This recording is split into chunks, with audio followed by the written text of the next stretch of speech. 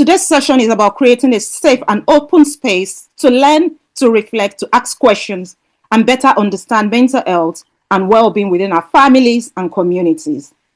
And we hope today that you will leave feeling more informed, more confident, and more aware of the support and resources available to you today. My name is Bumio Olabi, and on behalf of Africanus, in collaboration with Leeds Mental Wellbeing Service and Touchstone, we warmly welcome you to today's webinar. Okay, so let's get started. With me today, we've got a team of panelists who is going to really dig deep into today's conversation. And I'm going to, introduce them briefly. We've got Dr. Julius. Dr. Julius is a UK-based medical doctor and member of the Royal College of Psychiatry. He's currently undertaking higher training in general adult psychiatry in West Yorkshire with a strong focus on clinical practice and patient recovery. Dr. Aketsuomen. I hope I pronounced that right. Apologies if I didn't. Dr. Julius is passionate about improving outcomes for people living with mental health conditions. His work centers on delivering evidence-based care that helps individuals manage symptoms, regain stability, and live meaningful lives in the community. It's so great to have you, Dr. Julius. Looking forward to learning from your wealth of experience today. Secondly, we've got Dr. Terence, our own very Dr. Terence in the house. He's a medical doctor specializing in child and adolescent psychiatry with over 12 years of experience supporting the mental health and well-being of children and young people. His work focuses on promoting mental health awareness within Black and minority communities, drawing on both his clinical expertise and Caribbean heritage to encourage culturally informed conversations and support. He is a published author of You Are Your Biggest Critic, a spoken word poet and youth leader at Chosen Church, where he's passionately creating safe and inclusive spaces for young people. He's currently engaging with Leeds Mental Health Services, Wellbeing Services to support the development of culturally appropriate training materials aimed at enhancing mental health awareness and improving engagement with diverse communities. Dr. Terence also serves as the mental health lead at Africanus, contributing to community-focused initiatives that support families, young people, and professionals. Welcome on board, Dr. Terence. And then we have Beth. Beth is the co-production coordinator for Leeds Mental Wellbeing Service and has been working within the service since 2020, beginning a journey as a mental health support worker. Beth has spent past 4 years leading co-production work focused on improving accessibility, inclusion, and service user engagement across mental health services. With both professional and lived experience of mental health challenges, Beth is passionate about ensuring the mental health systems are shaped by the voices and experiences of those who access support. Our work centers on creating more responsive, compassionate, and accessible services that better meets the needs of diverse communities. She's currently working collaboratively with Leeds Mental Wellbeing Service, Africanus, and Touchstone on a community research project exploring barriers faced by diverse communities in accessing mental health support. And the project aims to strengthen understanding, improve engagement, and support the development of culturally appropriate resources, trainings, and pathways to care. Welcome, Beth. So we've got our panelists here, and we're looking forward to a very informative and engaging session. And I'm just going to shush now and hand over to Dr. Terence. Over to you, Dr. Terence. Thank you. All right. Well, good evening, everyone. And thank you very much, Bunmi, for the warm introductions and getting us all ready with a little check-in in how we're feeling. I think most people seem to be feeling relaxed today, which is good.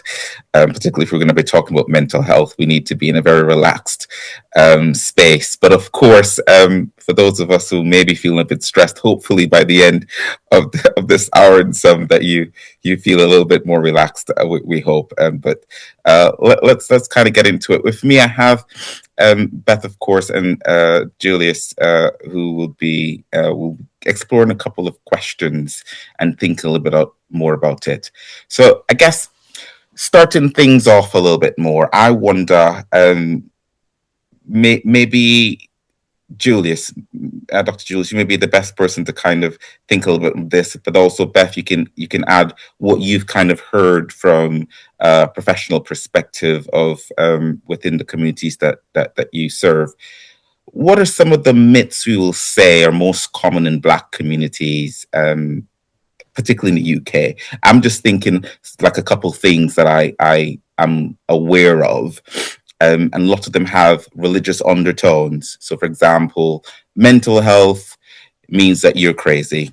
It means that you have a demon or you're demon possessed, and it may mean that you're either lazy or you're just weak. Like those are some of the ones that I have heard professionally, but also growing up in the Caribbean and even here in the UK. So I'm just curious, what are some other myths that are quite common you find in Black communities, particular living in the UK? Dr. Julius. Thank you very much, Dr. Terence. Like you have mentioned, very common among the Black communities is demon possession, being mental illness related to spiritism or evil spirits and stuff like that. There's also that stigmatization about mental illness, and that has not helped many of the Black communities to present to services, and they try to mask it and keep it within the family so that people will not know, because for some families it is like a taboo for somebody to have a mental illness, and it is seen as special, like different class of illness. It is quite uncommon. What should I say? Uncommon. A lot of people do not see it as normal physical illness. For example, if somebody has high blood pressure, they see that as, well, it is what it is. But for mental illness, there's a lot of stigmatization around it. So some also think it might be due to a curse from maybe running in the family, from generational curse. I don't know if you have heard about that. So there's a thing about generational curses, spells from evil people. So these are some of the myths I can remember top of my head. Thank you very much. Thanks for sharing some of those, Julius. And I know the whole generational curse is it's quite a prominent one indeed. People think it's either something bad's happened, particularly when it comes to mental health. My enemies are after me, um, or something along the lines of it's because of something my grandfather or my grandmother did. That's why my child is now having the difficulties they're having, and it's that misunderstanding or misconception around why mental health and mental illnesses more specifically exist that can be tricky for some families. Beth, I'm just curious from a perspective of a professional lens of the persons who may be referred to your services or just through your professional experiences. What may be some of the other myths, if any, that you've come across or heard thus far? Yeah, I think you've covered a lot of them there. I think something that we've come across when speaking with communities about why they might struggle to access mental health support professionally is sort of the myth that faith or prayer alone should be used to solve mental health issues. So, and whilst that is really helpful for a lot of people, I think that can be used alongside other strategies to improve your mental health. So that could be seeking professional support. It could be just little things day to day that people can do within their lifestyle to support that as well.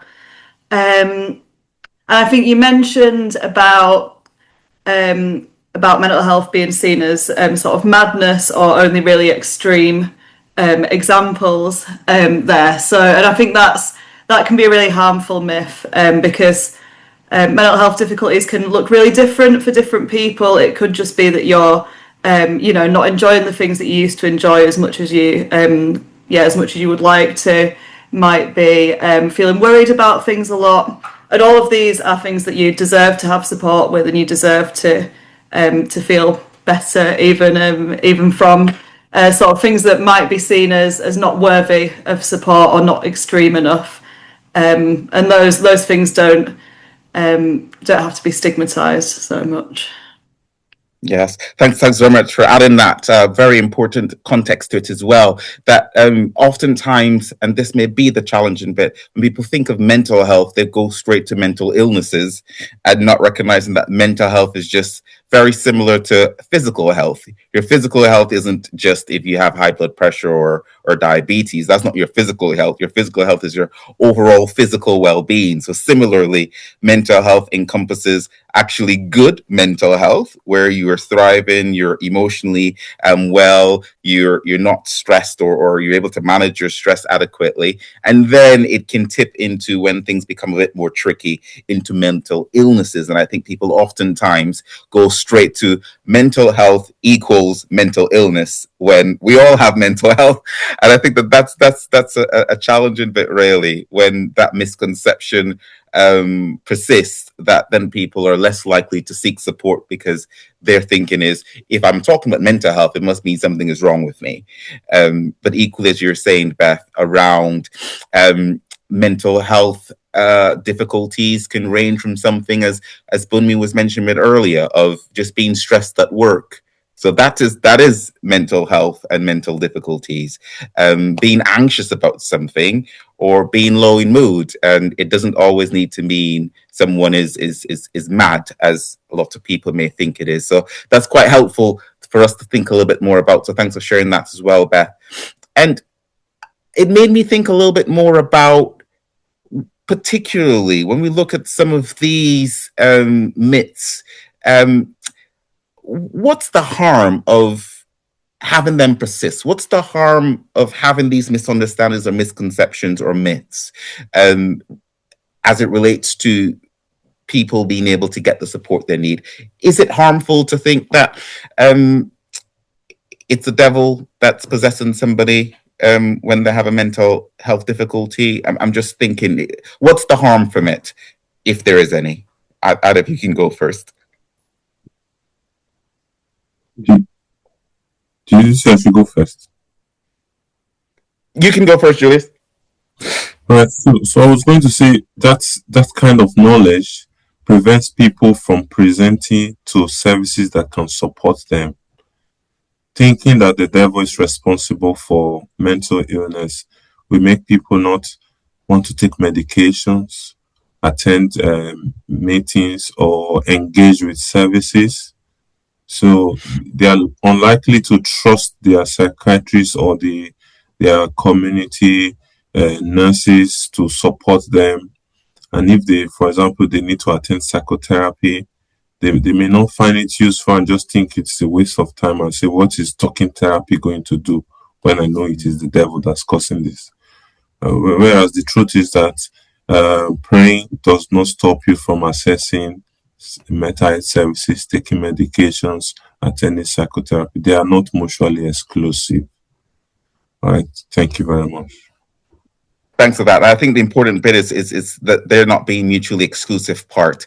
That you can go to your pastor, you can go to your imam, you can go to your religious leader, and still seek mental health support. So it's not either or. And I think sometimes that can be, which we'll talk about a little bit later, about barriers, how faith can be both a positive impact on our mental health, but also how faith can sometimes be a barrier in some aspects. So thanks very much for sharing that, Julius.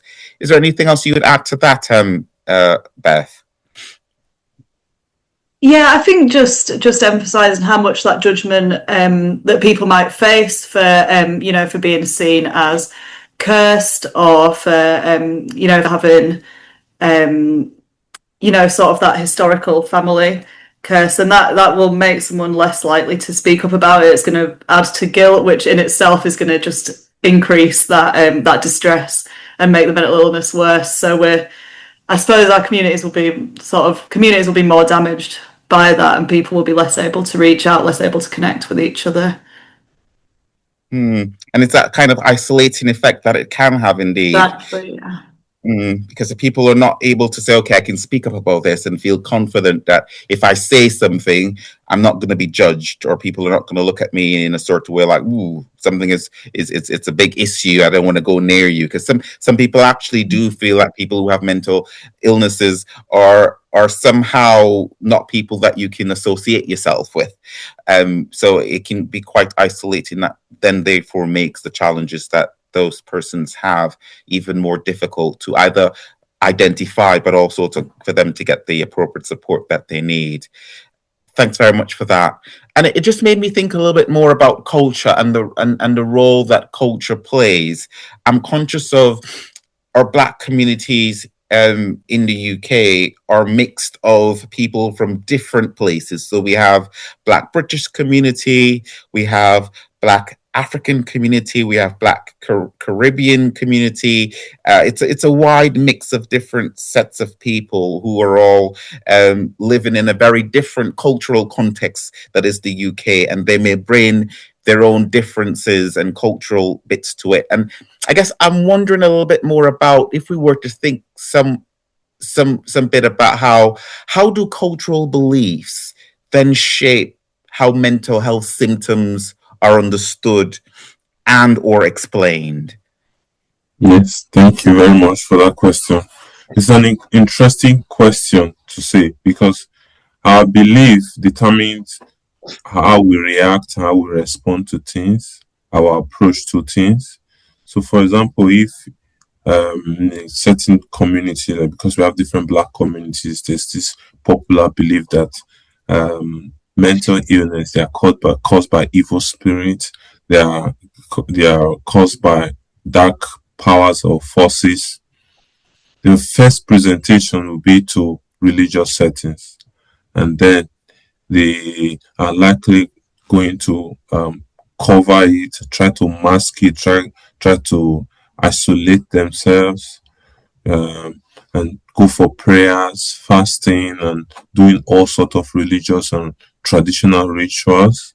So it happens that they end up presenting to services late presentation. And we know that presenting late to mental health services does not do well in terms of the long-term recovery. People are more likely to recover if they present early at the initial stages of their mental illnesses. So for mental health conditions like schizophrenia or depression, if they present early, they're able to access support. The long term is really good. Their recovery is really good. So because of these myths and cultural beliefs, they are likely to present late, and that's if they, at all they present.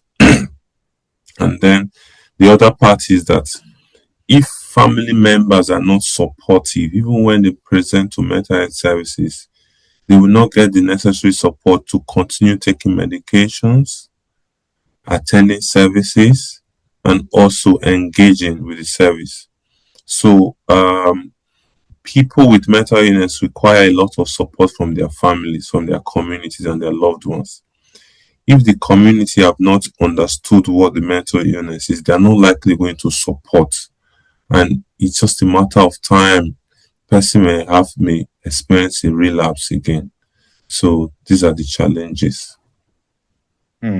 Thanks very much for sharing that, Julius. And it's very important the role that community plays to help with supporting persons who may be struggling in one way or the other with their mental health, and how early intervention is always going to be the cornerstone of how to make things. And I'm just going to explain just slightly briefly, because I know some people may be wondering when Dr. Julius said schizophrenia and depression, what he meant. So basically, schizophrenia, it's persons who are having what we call odd experiences of their senses. So either they're hearing things that not there, seeing things that other people can't see, or they may have odd beliefs that aren't supported by other people around.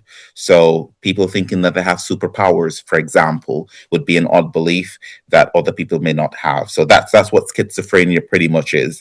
I think more commonly in a lot of cultural sense, and we try to stay away from this kind of phrasing, that's what people will consider mad.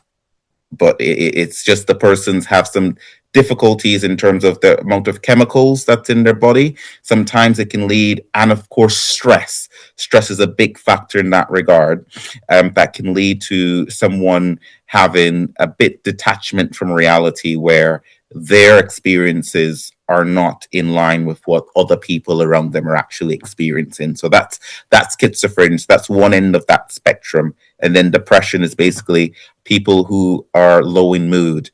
And oftentimes, and I'm thinking back to growing up in the Caribbean as well, and where people would always think that people who are depressed, that they aren't depressed, they're just sad people who are very weak.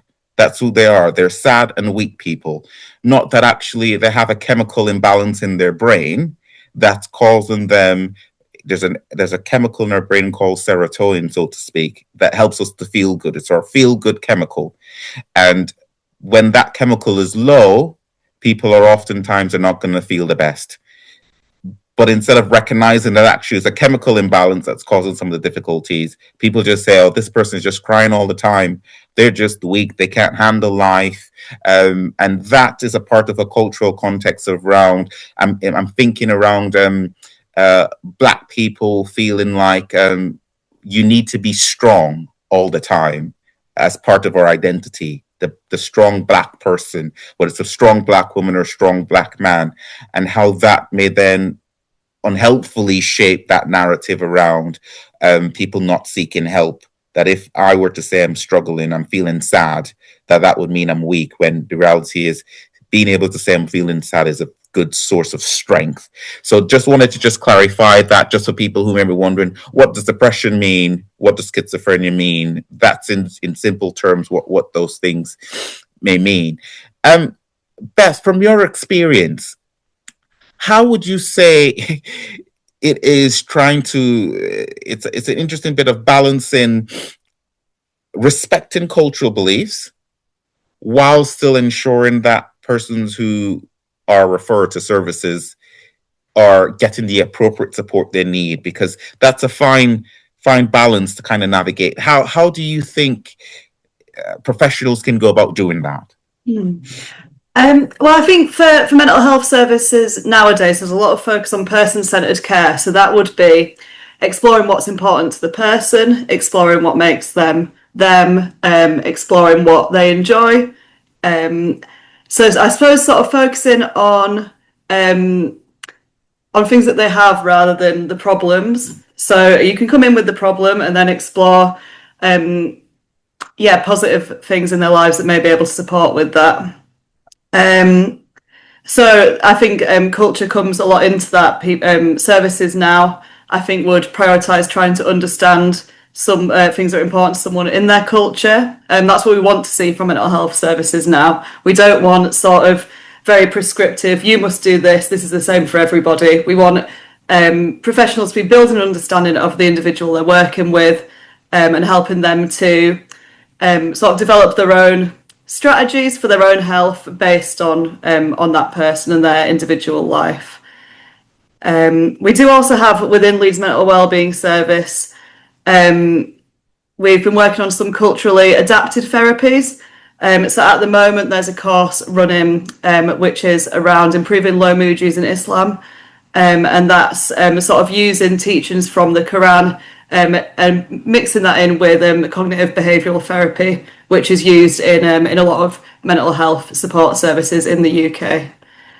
So things like that, we're taking really positive steps towards those within the mental health sector at the moment.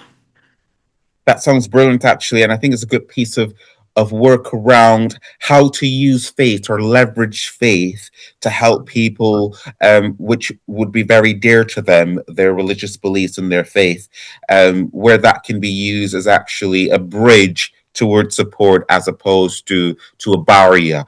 And I think that's very helpful, because I think even within the context of the work that I do, working with families and young people, is always encouraging families that, yes, come see us, take your tablets. If you need talking therapies, engage with that. But also, if you're a Christian, go to church, get support from your community, pray.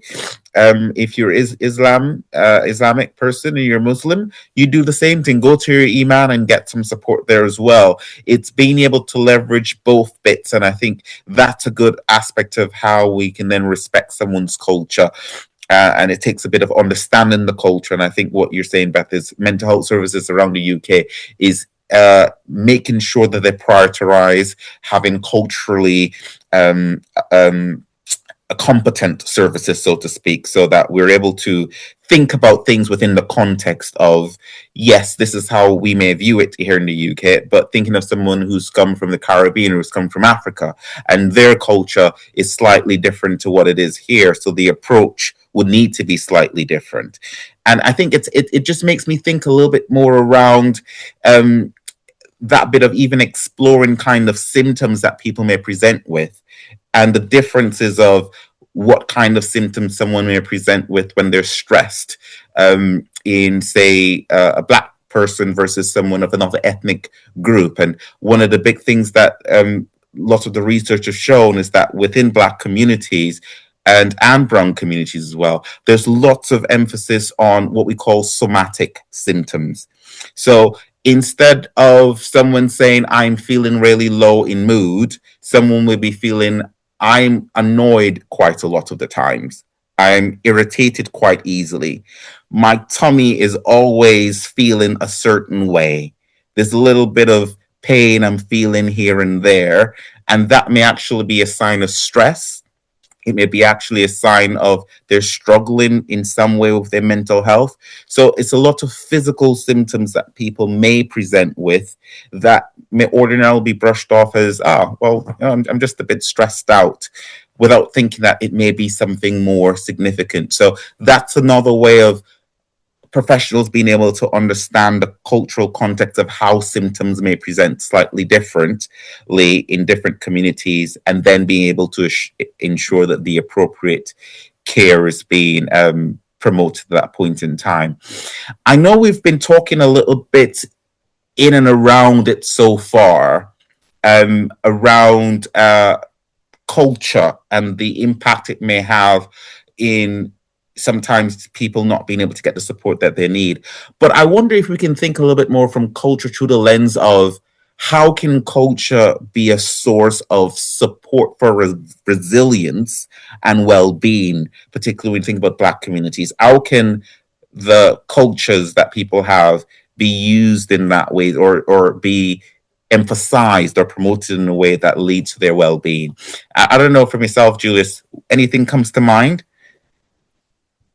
So, thank you very much, Dr. Terence. We know that culture can help, and just like we have said, sometimes they are not very helpful with people with presenting with mental illness. So we have positive and negatives to every culture.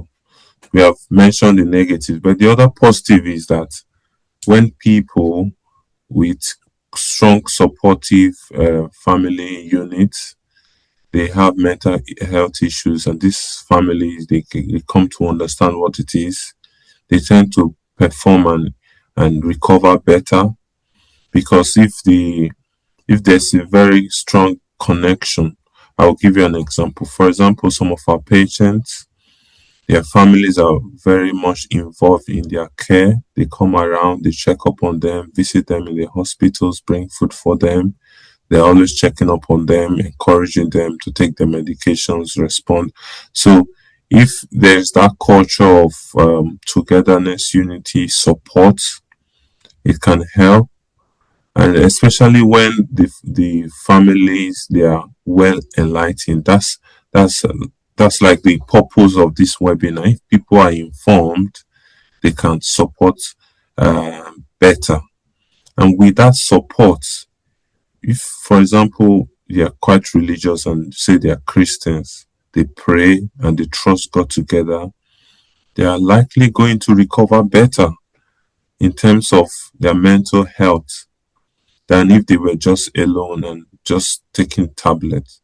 So studies have shown that people with strong faith and supporting families, they will do better when they are sick, whether it is physical or mental illness. So I'm just saying enlightenment amongst families with that strong connection helps people to recover better, helps them to seek help. They are able to recognize when somebody, because they are close, they are not isolated. One of the advantages we have in our Black communities, that closeness, togetherness. So they are not isolated, and if they are close to, they can pick up early signs that somebody is maybe not doing very well. So they are able to pick up early signs. They're able to encourage them, support them to take medications, and also join them in praying and seeing their community teams. All right, thank you very much. Thanks very much for sharing that, Julius. And what it made me thought more about, if I use myself as a good example, I moved to the UK in 2019. So this was just before the pandemic. And obviously, we know what happened for those of us who've been in the UK during the pandemic. We know what happened with the lockdown. You couldn't do anything. I didn't move with family. I was the only person of my family that was here. And obviously, before the pandemic, I obviously had friends, I had work, I had social activity to go to. So for me, that was really, really good for me. Then the pandemic hit. Then we had the lockdowns, and then I remember the first Christmas of that lockdown where you had to isolate in bubbles. I didn't have anybody. So I was my bubble. So I couldn't go to any friends or I didn't have any family to go to. And that was probably one of the worst kind of experience I've had of feeling isolated, feeling all alone. And it didn't do well for my mental health in the grand scheme of things at that point in time, because I was feeling quite alone and isolated at that point. But fast forward, obviously the lockdown came to an end. But one of the things that I then did was to kind of realize that I need community. I need more people. I need to be around more people. So that was one of the big things for me in terms of one of the things is, reaching out to other community members so that I can get that support. And it just goes to show what we can do when we have people around us. We're social beings naturally. That's human beings. We're meant to be with other people. We're not meant to be alone.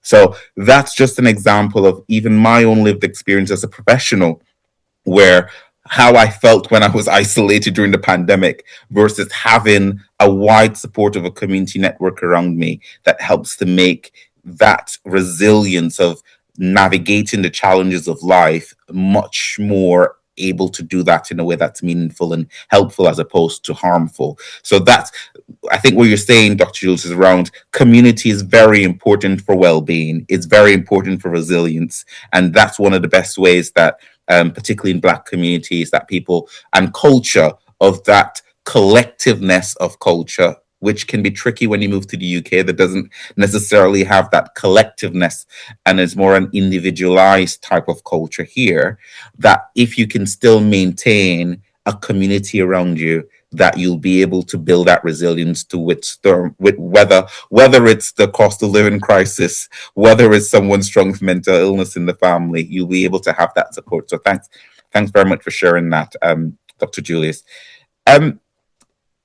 We've talked a lot about culture. We've talked about the myths and misconception and how those may be interlinked and how they may be related. And we've touched somewhat on faith and the role that faith plays, and how faith can be both helpful and potentially can be unhelpful.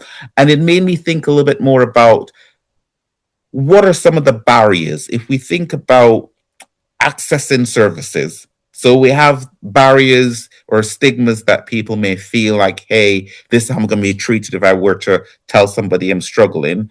But then we need to think about the services themselves. So I wonder, what would you say, and maybe Beth will be good to start with you. What would you say are some of the biggest barriers that Black communities may face when they're trying to access mental health services?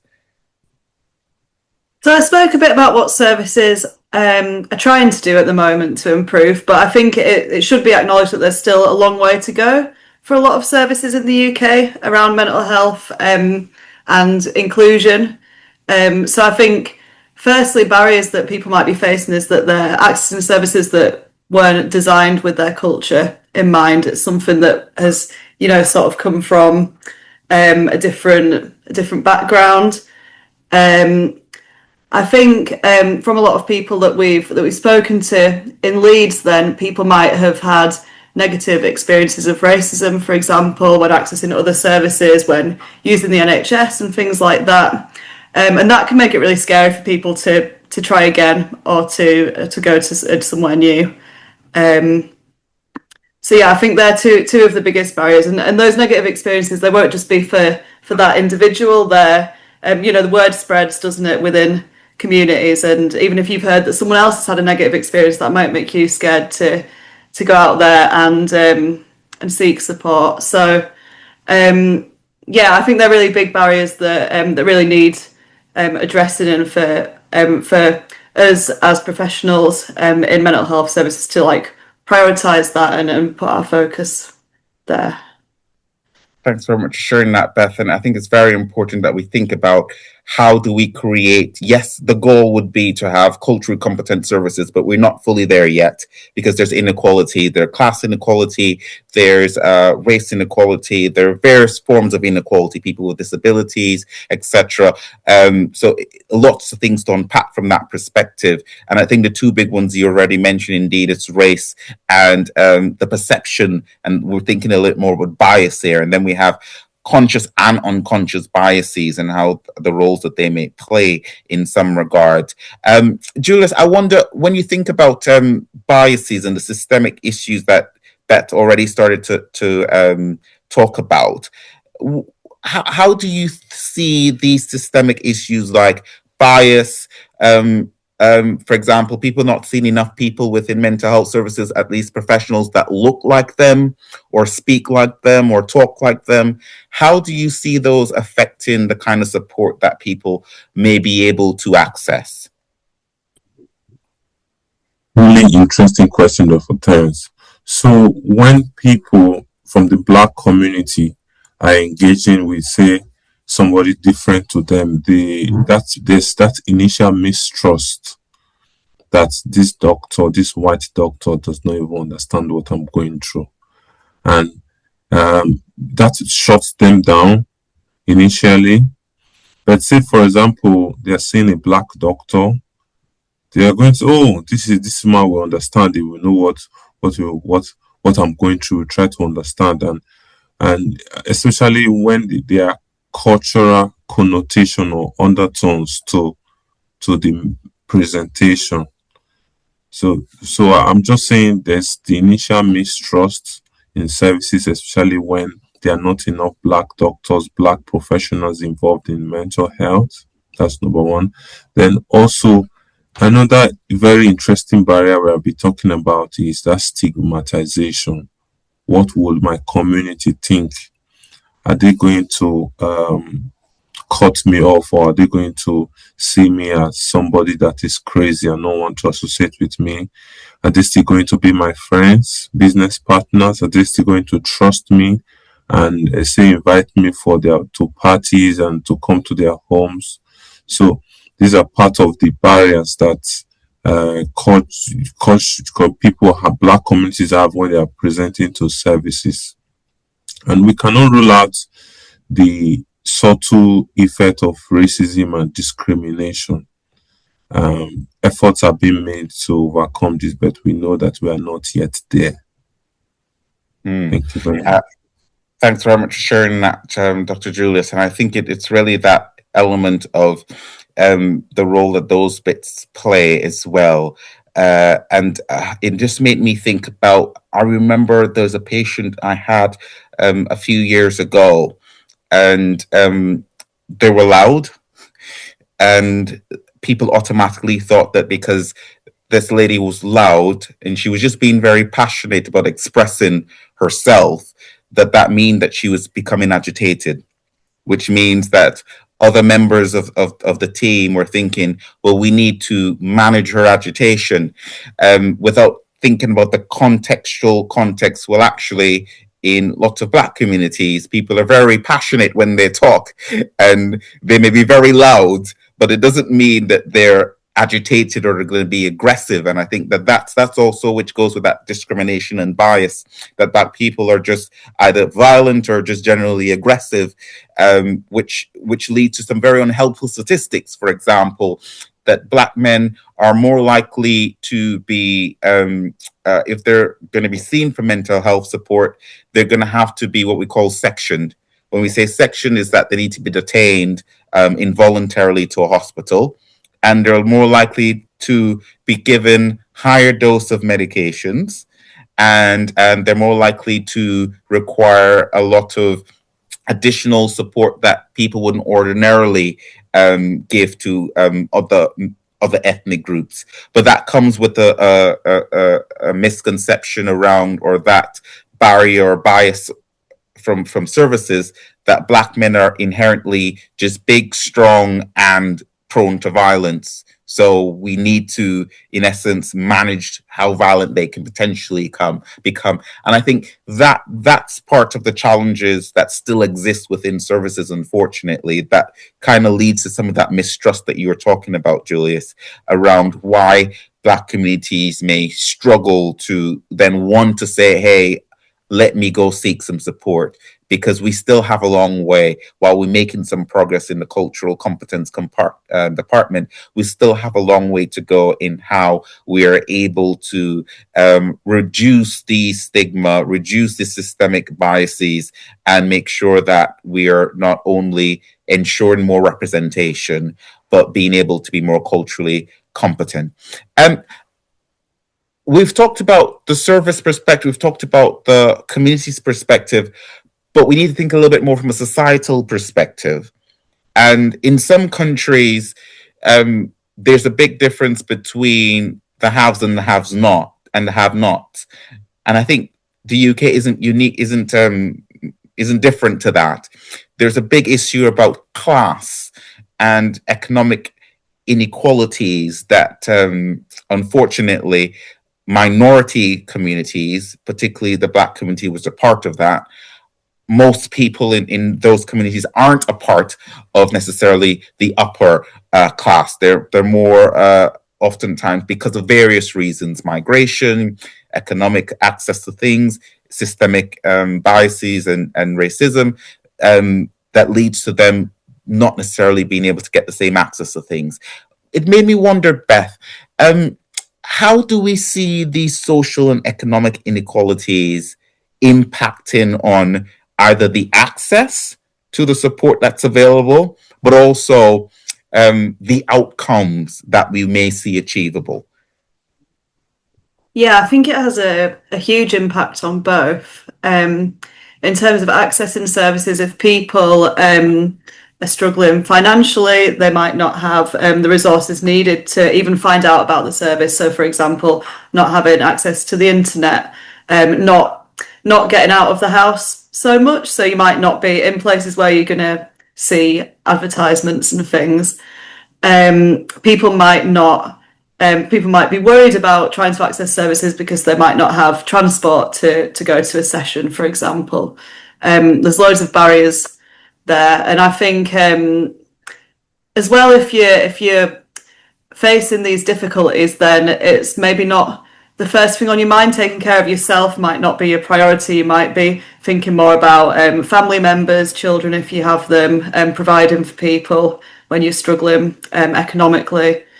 In terms of when people are accessing support and how that can be impacted, I think something that I certainly saw a lot when I was working as a support worker is sometimes there are things that we can't help with the kind of strategies that we suggest.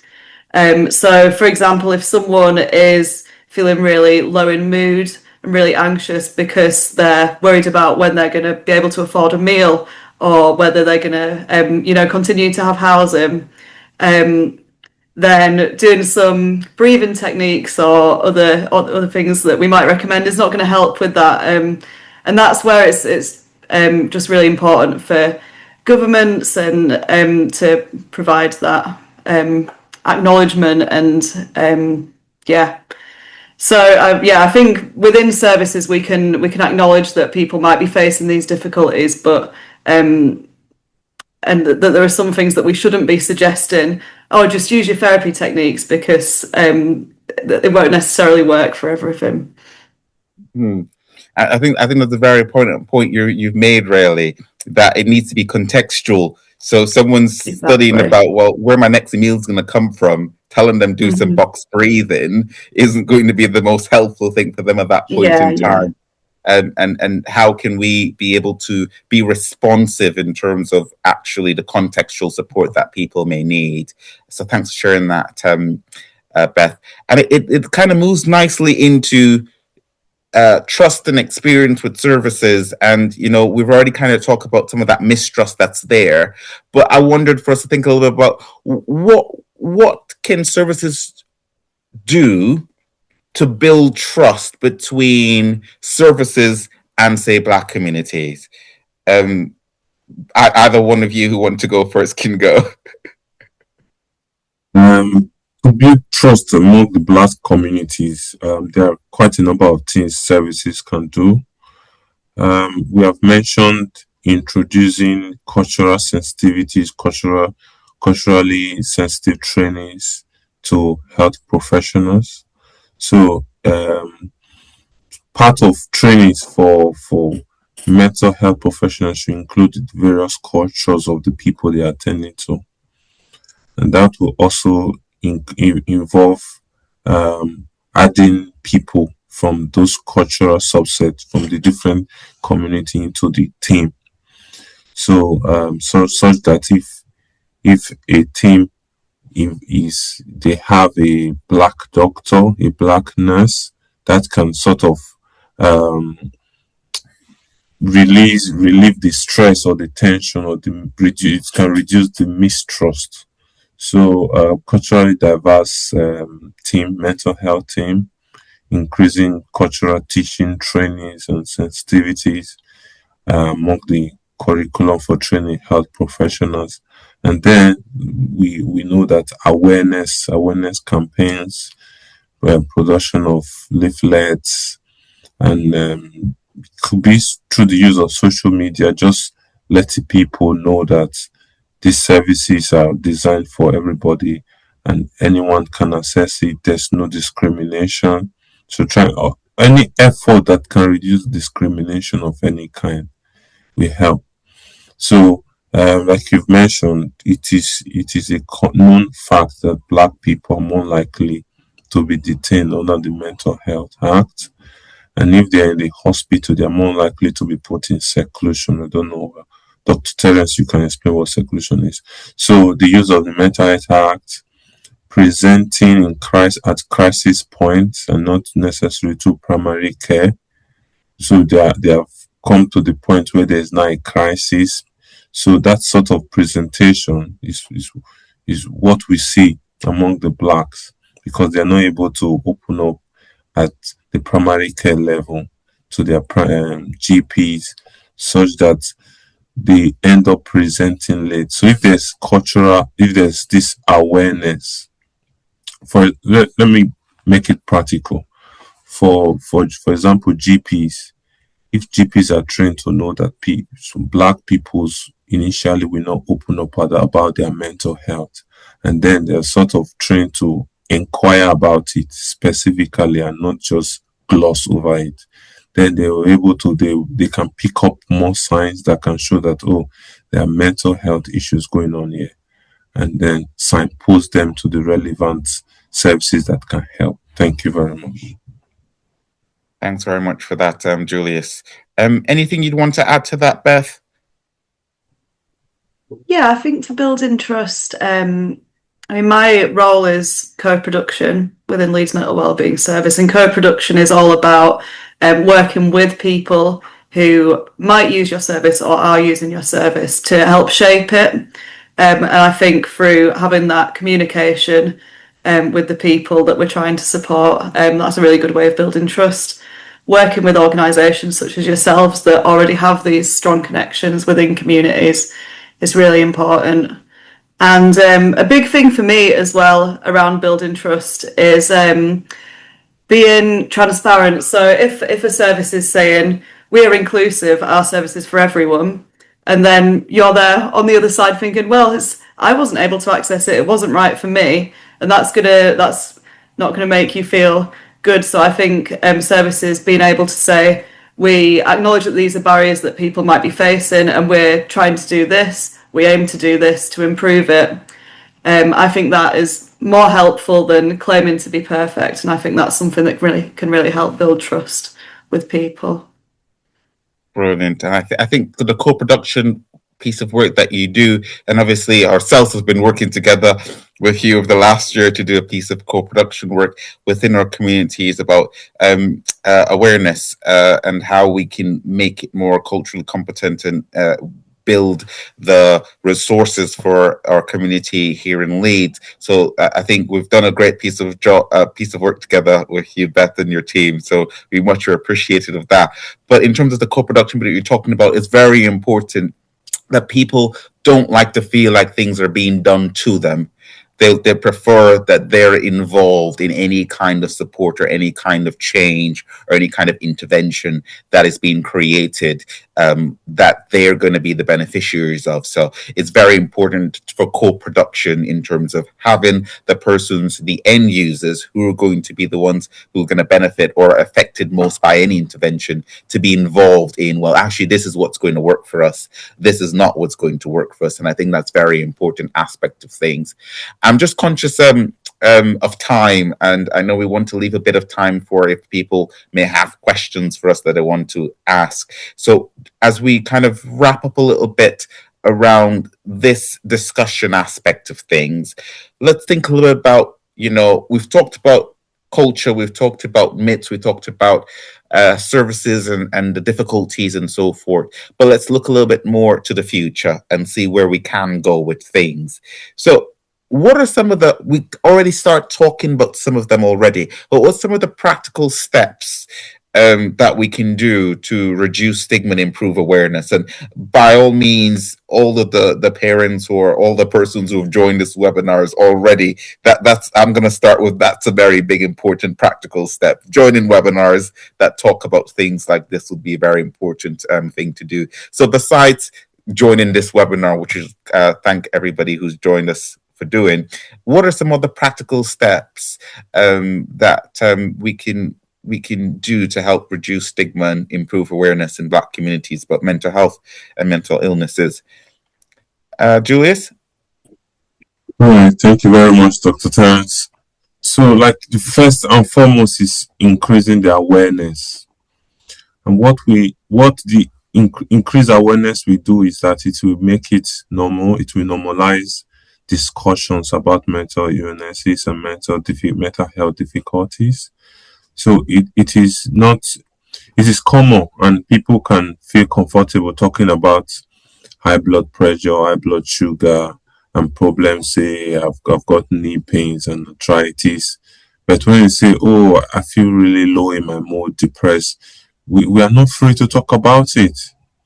So in moving forward for better future and more improvement in the services that we are able to access, we need to increase that free flow, remove the stigma. We need to remove the stigmatization around mental illness and normalize it. And it should no longer be a taboo to talk about it. And that's religious myth. This is where our religious leaders also have to come in, where our religious leaders, pastors, imams, and all of them can tell people that it is okay to see a doctor for your mental health. So if people in authority, leaders also come in, leaders, council leaders at various levels, can say it is normal for people to talk about it and seek help. Just like having a headache, I can tell you, oh, I feel some headache, and you will not say, oh, really? It's normal, because if somebody has an headache, you don't stigmatize it. It's just an headache. That's how people should feel, should think about their mental health. So removing the stigma, increasing the awareness, and having that free communication about mental health issues. I know it's a long way, but this webinar will go a long way. We have far-reaching effects among parents, especially parents. Parents inform the culture of the children and the culture in the home. So there should be a way for services to reach out to parents.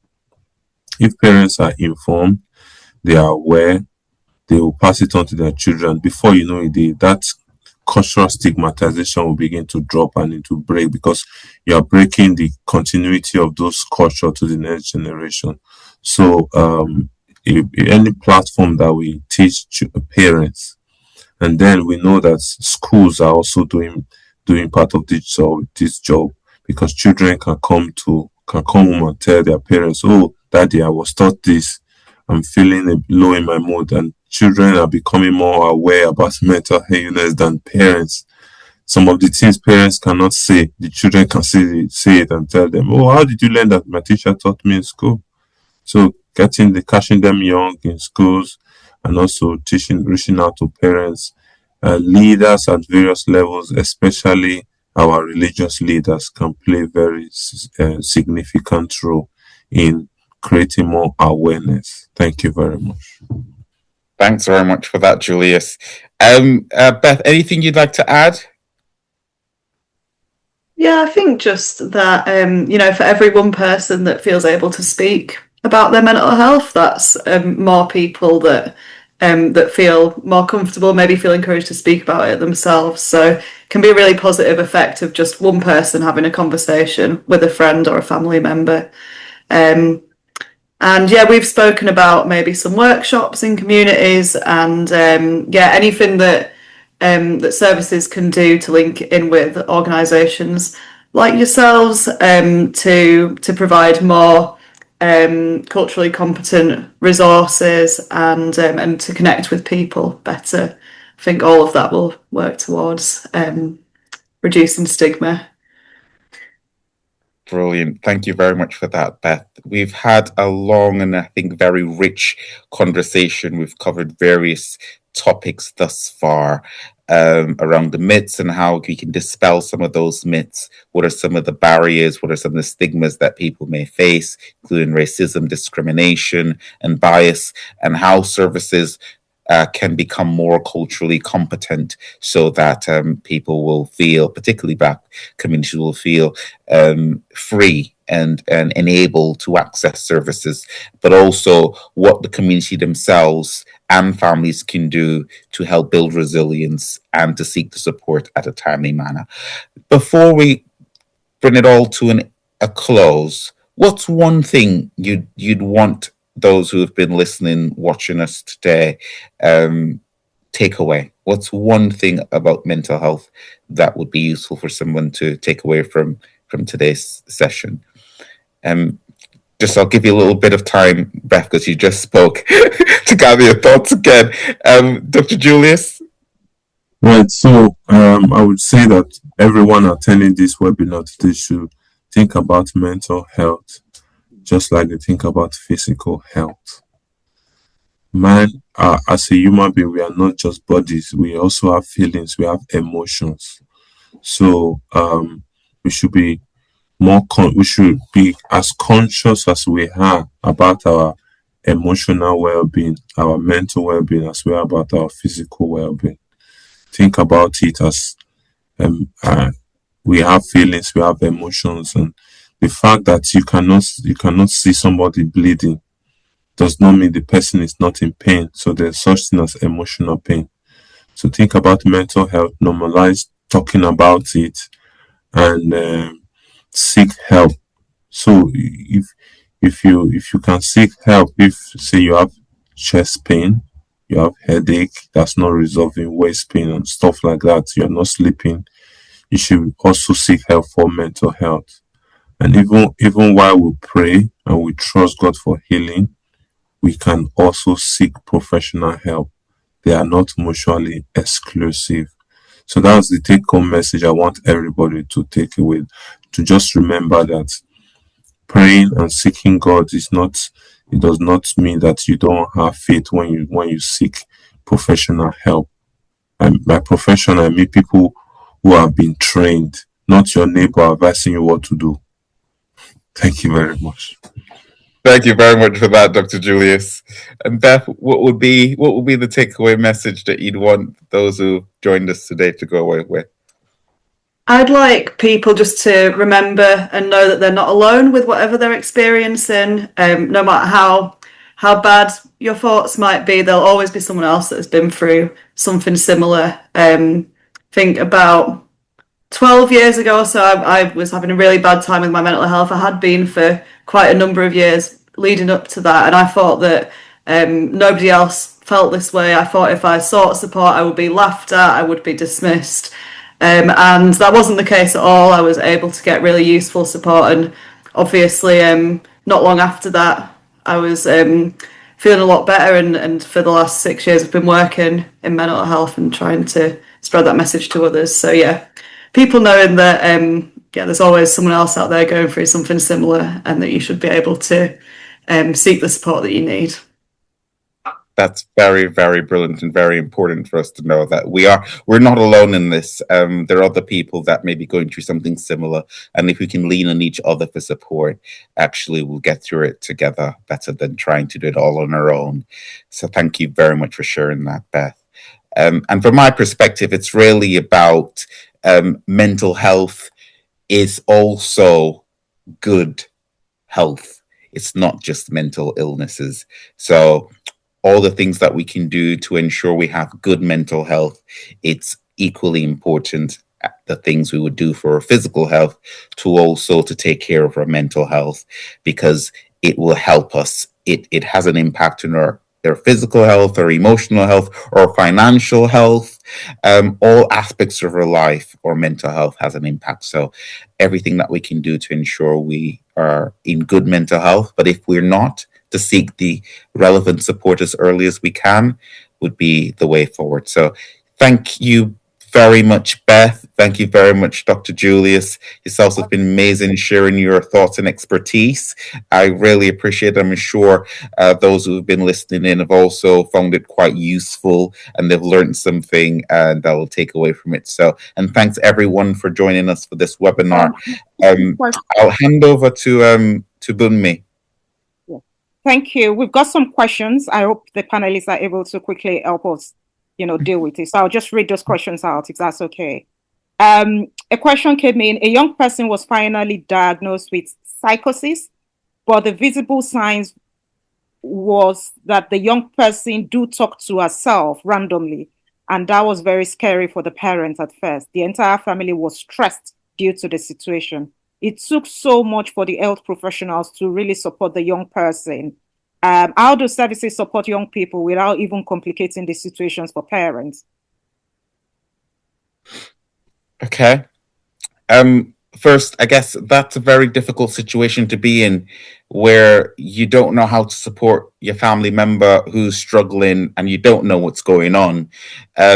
And then to be told that they have a diagnosis of psychosis, a lot of people, it's a life-changing diagnosis for lots of people. So it's not something, as you know, I've just had hay fever or the common cold. It's quite a life-changing diagnosis. So I think in terms of how services can be helpful in that regard is presenting to families and the young person what are the support that they will need to understand what is going on with the young person. Because I think a lot of the things that seem scary to families is most likely around, well, we don't get what's going on. I don't know how I'm supposed to be around this person. I don't know what any of this means.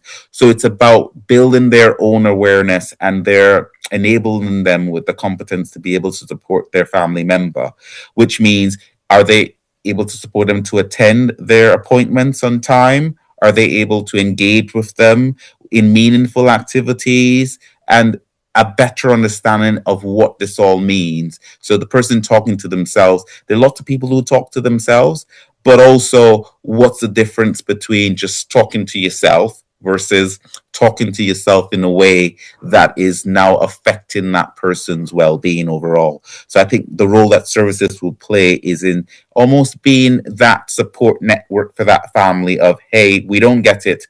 Let us explain to you what's happening in a way that makes sense to families, but also enable families to be like, this is how you can support your family member. These are the activities you can do, whether it's still having conversations, still engaging them in meaningful activities. So it's not saying, okay, you're talking, now we can't go out because we don't want you to talk to other people and people find it odd. But being able to be like, hey, still engage them in activities while seeking professional support. So making sure they're attending all of their appointments on time, and whatever kind of, whether it's medications or whatever's been prescribed or suggested, that they're ensuring that they're taking care of, and they're taking them as they're prescribed or as suggested. So I think those are some practical things that services would be able to do for families to help them make sense of things without complicating it further. I'm not sure if Beth or Julius, if you had anything you wanted to add to that. If you don't, that's also No, okay. I think you have really just answered the question. I'm not sure I can add any more to that. Thank you. That's fine. Okay, I've got another question. What are some common mental health difficulties affecting children, young people, and parents today, and what signs should families look out for early? Julius, you want to take this one? All right. So there are a number of signs to look out for, especially for parents. If there's any changes in your usual pattern of behavior and activities, changes in their sleep, and the way they usually say their appetite, the way they eat. So just looking out for changes in their normal life, normal routine. That should be an indication. It doesn't mean that it is mental illness, but just being sensitive, looking at, okay, so why is he not eating? Why is she not playing with other people? And not really talking much, and just if you have a child that's usually the outgoing type, talking and interacting friendly, and then suddenly he's not talking or she's not talking, or not really going out with friends. Why are you not going out? No, I want to be alone. I want to be alone. First day, second day, third day, fourth day. Something is definitely wrong. And then you see somebody who's usually very well kept, neat, and looking after themselves. Now it's not, doesn't really care about how they look, their appearance and their clothes, wearing the same clothes again and again. So these are early signs that something could be wrong. So just looking out for any changes, especially when you cannot explain it or it has gone beyond the explanation. We are social beings. We are made to interact with people, and we know that some people can keep to themselves. But if you are keeping to yourself too much, that could be an early sign that something could be wrong. Not talking to people, changes in normal eating, and then just attention. Somebody is not paying attention, not able to concentrate in studies. You give instructions, not the instructions, not take it. He doesn't understand instructions, not able to follow through. So that could be early signs. That means that you have to ask, just inquire and seek support. Thank you very much. Thanks for that, Julius. And Beth, just thinking from a service perspective, what would be some advice for families who may be wondering how can they identify what may be difficult either for parents or for family members? I think there's some really good resources out there online. So for young people, there's MindMate in Leeds, which on the website you can look at sort of a menu of common issues. So for example, has someone close to you died? Do you have problems with your self-image? You can go through those and maybe identify some things that a child or young person might be experiencing, and then they've got some useful resources from there. So that might be a good tip for people to have a look at.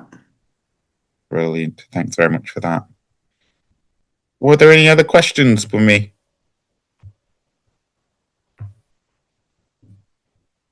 Yes, we'll just quickly take this last one. The question says, if a parent is worried about their child's mental well-being, what practical support pathways and services are available, and how can they access help confidently? I think Beth just mentioned one. Yes, so they're third sector organizations, and then they are, for example, Afrikindness is a good third sector organization that families can reach out to. There's Beth's organization leads mental well-being services, particularly for the parents, but also where I was going that they're third sector organizations, and then you have NHS organizations. So NHS organizations, we're thinking about things, for example, first port of call could be your GP. So go to your GP, say, hey, I am concerned about XYZ about my child. And they would be able to refer on to, for example, CAMS, which will be the service that deals with children and young people for mental health. And there's also called primary mental health services that's embedded within GPs. So you have different tiers, if you want to call it that. So you have GP, you have primary mental health support, then you have CAMS, which will be like that tier up from that. So you have those kind of elements of things. And then if you're actually in crisis, it would be to utilize, it depends on where you are, whether you're in Leeds or Bradford, there may be different crisis numbers. But there's a crisis numbers that you can then access to be able to say, hey, my family's really struggling, my child's really struggling. This is how you access. And if you really are struggling, the advice would always be dial 111 or 999 to take them to A&E. Obviously, confidentiality is still part of the process, no matter how which service you are accessing, pretty much. But it is in the context of there are things that services will need to share with other members of the team so that they'd be able to do the support, whether it's between social care, whether it's between education, whether it's between GPs, whether it's between mental health services, and vice versa, because each service needs to communicate effectively with each other to be able to give the best kind of support to young people or just people in general. So that's very important kind of thing to think about. I hope that's helpful. Thank you very much. I think what we're going to do is we would engage the panelists after today's session, and we will collate all the resources and some of the links, and we'll share via email to every registered participant. So you would get an email from us, probably next week, where we'll, share some of these resources and put all those information together for you parents.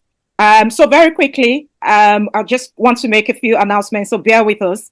Would like to have, your feedback as regards to today's session. So please scan the QR code, or there is a link being shared in the chat space. Please click on that link and please share your views around, the survey, around, the feedback as regards to today's session. Would like to hear, from you. Like I mentioned earlier, we will collect resources and share via email to every registered participant. So feel free to scan the QR code being shown at the moment. And I think there is a link also being shared in the chat. That link would, take you to where our resources are. And you can see, there are a lot of resources, not just on mental health, a lot of resources for parents that can help with your parenting journey. We have a community of parents on WhatsApp group where we have, we organize pep talks for parents, and we provide possibly one-to-one support. We build, building that connection, as we heard from our speakers today, that, community really, really could even help. So feel free to join Afrikindness Parent Community. And we would be having, before the end of this month, a pep talk on mental well-being as well. And would have one of our parents who is a mental health practitioner engage us more on support available and, some of the things that we need to start looking out for as parents, especially for our young people. So feel free to click on the chat and join the WhatsApp group. We have a Teens Academy for young people on mindfulness. This month is really focused on mental health awareness, isn't it? And one of the the theme for this month, mental health awareness, is take action. And, this webinar is really one step, in terms of taking action. And another step for our young people is this creative activity on mindfulness for young people 11 to 18-year-old. So if you're based in Leeds, please use the link in the chat to register your child for this session. The mindfulness trainer is one that is a practitioner and has been trained to deliver this session. So please feel free to register your child, and we'll look forward to having them on Saturday. So that's happening this Saturday as well. We have a parents training. It's a 6 weeks training program for parents that covers everything around child development. It covers emotional regulation and co-regulation. It covers things like, when you're struggling with a teen behavior or struggling with a child behavior, what do you do? It covers things like parenting, intentional parenting, what it means, and some of the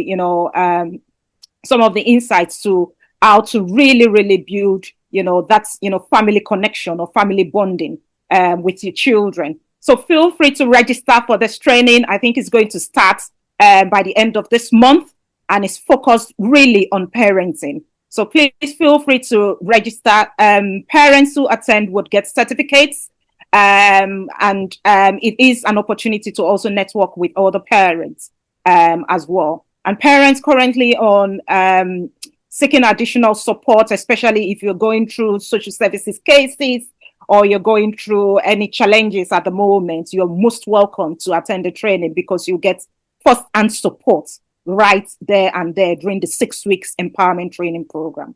So feel free to register. We look forward to having you all. One of the training we also offer is safeguarding. And on the 30th of May, we'll be having a safeguarding session for parents and leaders.